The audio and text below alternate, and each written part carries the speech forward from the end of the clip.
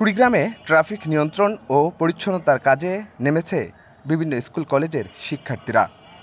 গত 4-5 আগস্ট জেলা শহরের বিভিন্ন এলাকায় বিক্ষুব্ধ মানুষজন দোকানপাট ও সড়কের বিভিন্ন স্থানে হামলা ও ভাঙচুর চালায়। এতে করে শহরের অপরিচ্ছন্নতার সৃষ্টি হয়। এ অবস্থায় শিক্ষার্থীরা শহরের গুরুত্বপূর্ণ এলাকায় যানবাহন নিয়ন্ত্রণে দায়িত্ব পালন করছে। এর পাশাপাশি ক্ষতিগ্রস্ত সড়ক থেকে ময়লা আবর্জনা পরিষ্কারের কাজেও নেমে পড়েছেন তারা।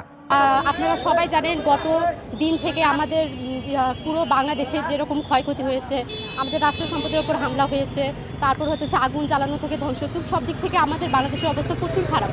তাই আমরা এখন থেকে আমরা নিজেরাই শিক্ষার্থীরাই আমাদের পুরো দেশটাকে একটা নতুন প্রজন্ম দেওয়ার জন্য আমরা পুরো উঠে বেড়ে লেগেছি, যেন আমরা আগে যা হয়েছে শেষ, আমরা এখন যেন একটা বাংলাদেশকে পুরো বিশ্বের কাছে যেন নতুন একটা কিছু প্রজন্ম তুলে ধরতে পারি। তাই আজকে আমরা শিক্ষার্থীরা পুরো বাংলাদেশে একজোট হয়েছি, যাতে আমরা পুরো বাংলাদেশকে একটা দেখিয়ে দিতে পারি যে আমরা যদি চাই সব কিছুই সম্ভব। তাই শিক্ষার্থীরা আমরা এক হয়েছি, যাতে আমাদের বাংলাদেশে যত ক্ষয়ক্ষতি হয়েছে সব কিছু যেন পুনরায় ফিরে আনার চেষ্টা করতে, তাই আমরা সবাই একজোট হয়েছি।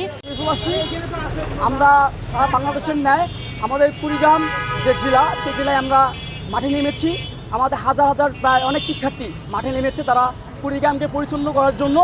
তো এটা আমাদের গর্বের বিষয় যে সারা বাংলাদেশের শিক্ষার্থী যেখানে মাঠে নেমে আছে, আমরাও সেখানে দমে নেই, আমরাও মাঠে আছি।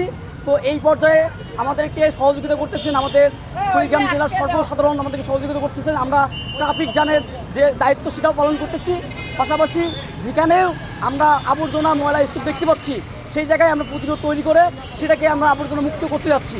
বৈষম্য বিরোধী ছাত্র আন্দোলনের আহ্বানে সাধারণ ছাত্রছাত্রী, স্কাউট ও শিক্ষকরা এ কাজে অংশ নিয়েছে। এমন কাজে উৎসাহিত করতে সাধারণ মানুষ ও পথচারীরা পানি ও জুস সরবরাহ করছে।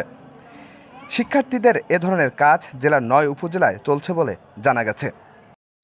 আজকে এই দীর্ঘ আন্দোলনের পর আমরা যে স্বাধীনতা অর্জন করলাম, এজন্য আল্লাহর কাছে লাখো কোটি শুকরিয়া, আলহামদুলিল্লাহ। আমরা আজকে কুড়িগ্রাম শহর পরিষ্কার মিশনে নামছি। রাস্তা পরিষ্কারের পাশাপাশি আমরা দেশকে সংস্কারের সহযোগিতা করব। আমরা সকল ছাত্র মিলে এই দেশকে সোনার বাংলাদেশ হিসাবে গড়ে তুলব ইনশাআল্লাহ। জুয়েল রানা, দেশ টিভি, কুড়িগ্রাম।